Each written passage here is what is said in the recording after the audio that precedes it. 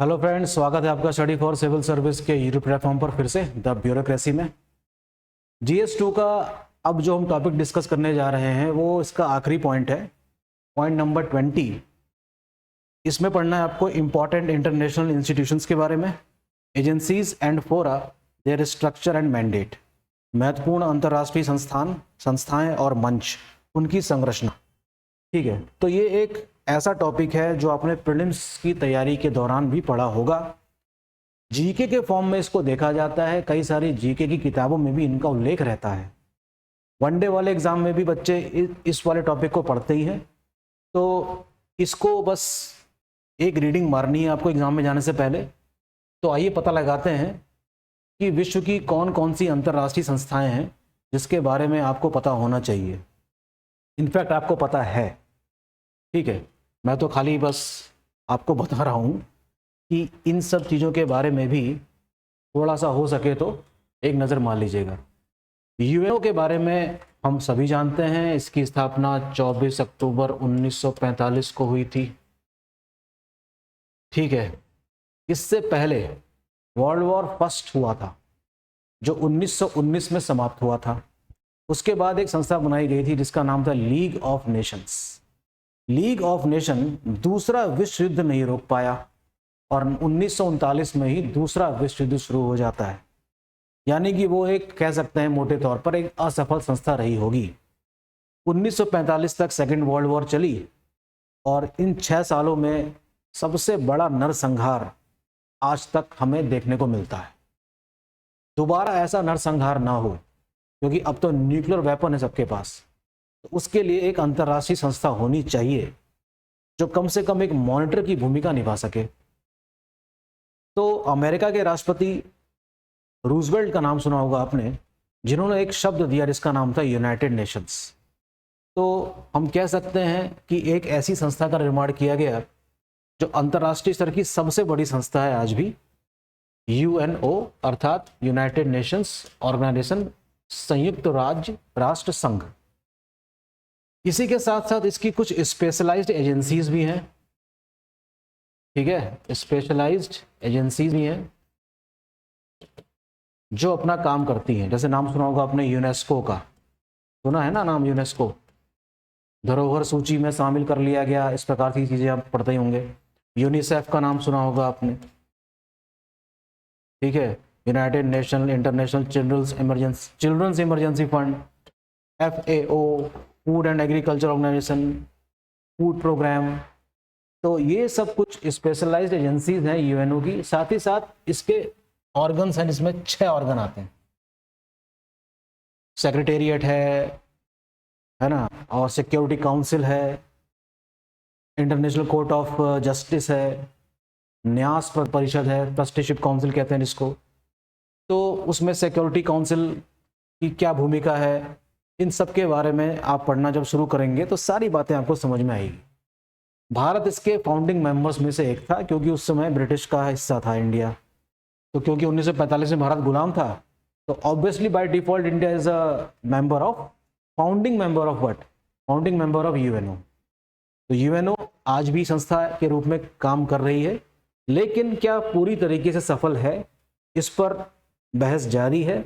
और हम कह सकते हैं कि इतनी साल की स्थापना के बाद भी यूएनओ जिस लिए स्थापित की गई थी उस चीज को पूरी तरीके से हम कह सकते हैं कि अपने आप को साबित नहीं कर पाई है। ऐसा नहीं है कि इसके बन जाने के बाद कहीं युद्ध नहीं हुए, बहुत युद्ध हुए, नहीं रोक पाई, युद्ध जारी है रशिया और यूक्रेन के बीच में। ठीक है, इजराइल में आप देख रहे हैं क्या घमासान चल रहा है, इंडिया पाकिस्तान की वॉर हुई, इंडिया चाइना की वॉर हुई इसके बनने के बाद।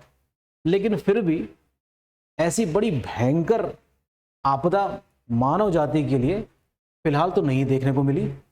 ठीक है, उम्मीद करते हैं कि आगे ऐसा नहीं होगा। ठीक है, तो इन सब की चीज़ों के बारे में ज़रा ध्यान से पढ़ लीजिएगा, पता लगाने की कोशिश कीजिएगा कि इन संस्थानों से कोई क्वेश्चन आया है कि नहीं। इसी प्रकार से वर्ल्ड बैंक ग्रुप का नाम सुना होगा आपने।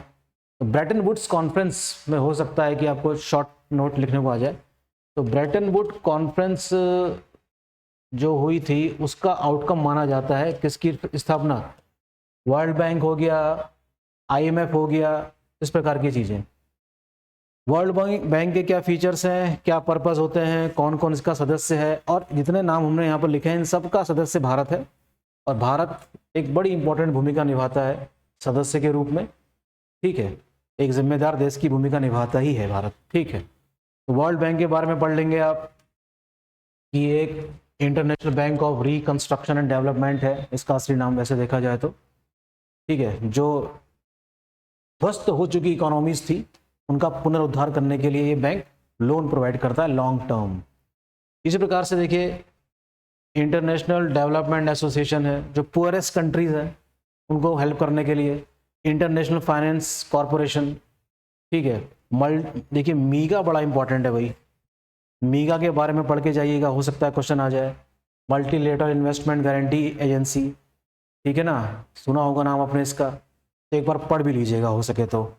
आईएमएफ, इंटरनेशनल मॉनेटरी फंड, ठीक है, अंतर्राष्ट्रीय मुद्रा कोष।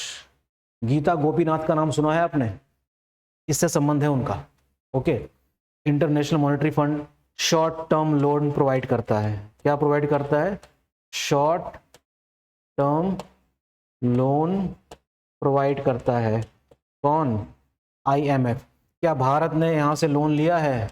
लिया है। कब? 1991 में, जब Bharat balance of payment crisis से जूझ रहा था तब। तत्कालीन प्रधानमंत्री थे चंद्रशेखर, उस समय लिया गया था। फिलहाल उसके बाद भारत ने तो नई राह पकड़ ली थी ग्लोबलाइजेशन वाली और तेजी से विकास करने लगा। तब से लेकर अभी तक बैलेंस ऑफ पेमेंट की शिकायत देखने को नहीं मिली, लेकिन इसकी बहुत ही इंपॉर्टेंट भूमिका है विश्व की राजनीति में आईएमएफ की, ठीक है ना। तो इसको जरूर पढ़ लीजिएगा आप लोग, और किस तरीके से भारत से ये सारी संस्थाएं जुड़ी हुई हैं उनका रोल पढ़ लीजिएगा। अब देखिए GATT का नाम सुना होगा आपने, general agreement on trade and tariff, जो 1949 में बना हुआ था। किस प्रकार से 1995 में ये WTO कर दिया गया। बहुत ही इंपॉर्टेंट है, WTO की स्थापना होती है 1995 में, ठीक है। जो है क्या है, तो ये GATT का ही रूप, लेकिन इसके बनने की वजह से क्या हुआ, जो विश्व में जो हम कह सकते हैं कि जो व्यापार को जो हैसल फ्री, यानी कि बेरोक टोक तो नहीं कहना चाहिए मेरे को, सीमलेस व्यापार दो देशों के बीच में, गुड्स के बारे में, गुड्स का, सर्विस, इन्वेस्टमेंट्स, ये जो डेफिनेशन दी है WTO ने किसकी, ग्लोबलाइजेशन की, वो जमीन पर उतरते हुए हम देखते हैं। तो WTO की स्थापना ने एक संभावनाएं क्रिएट करी भारत जैसे विकासशील देश के लिए, कि उसको एक विश्व स्तर का बाजार मिलने वाला है जहां पर वो अपने प्रोडक्ट को बेच सकता है। तो भारत क्योंकि एक एग्रीकल्चर इकोनॉमी वाला देश है, तो यहाँ पर एग्रीकल्चर सेक्टर्स में संभावनाएं नजर आई भारत को भी और चाइना को भी। चाइना भी विकासशील देश ही था, तो जब अंतर्राष्ट्रीय स्तर पे हमें कोई प्रोडक्ट बेचना है तो हमारे पास क्या था, हमारे पास कोई टेक्नोलॉजी थोड़ी थी जो अमेरिका हमसे खरीदेगा। अमेरिका हमसे टेक्नोलॉजी नहीं लेगा, ना ही यूरोप के देश लेंगे। यूरोप के देश वही ले सकते हैं जो हमारे पास है, जो उनके पास काफी कम है, ठीक है। तो हमारे पास एग्रीकल्चरल प्रोडक्ट थे, ठीक है। तो उस प्रकार से हम कह सकते हैं कि संभावनाएं नजर आती हैं। लेकिन हमको ये भी पता चलता है साथ साथ, जो WTO के जो सैंक्शंस हैं डेवलपिंग कंट्रीज में, जो डेवलपिंग कंट्रीज के ऊपर जो सैंक्शंस लगाए गए हैं ना WTO के द्वारा, इसको निपटाने का काम मिनिस्ट्रियल लेवल पर होता है। और WTO की जो कॉन्फ्रेंसेस होती हैं हर साल, वो उसी चीज को रिजॉल्व करने के लिए होती हैं जो विकसित देशों ने विकासशील देशों के ऊपर लगा रखी है। यहां पर इस मंच पर चाइना और भारत एक नजर आते हैं, क्योंकि दोनों की जो समस्या है वो एक प्रकार की ही है। तो डेवलपिंग कंट्रीज, ठीक है, लाइक इंडिया, ठीक है, तो इस कॉन्फ्रेंस में हिस्सा लेती है। मिनिस्ट्रियल लेवल पे ये टॉक्स चलती है, ठीक है। ये किस लेवल पे बात चलती है? मिनिस्ट्रियल लेवल पर, यानी कि इस कॉन्फ्रेंस में राष्ट्र के अध्यक्ष हिस्सा नहीं लेते, मंत्री लेते हैं। कॉमर्स मिनिस्टर लेगा, एग्रीकल्चर मिनिस्टर इसमें हिस्सा लेगा और नेगोशिएट करने की कोशिश करता है। दरअसल ये राउंड किस चीज के हैं? नेगोशिएशंस के हैं।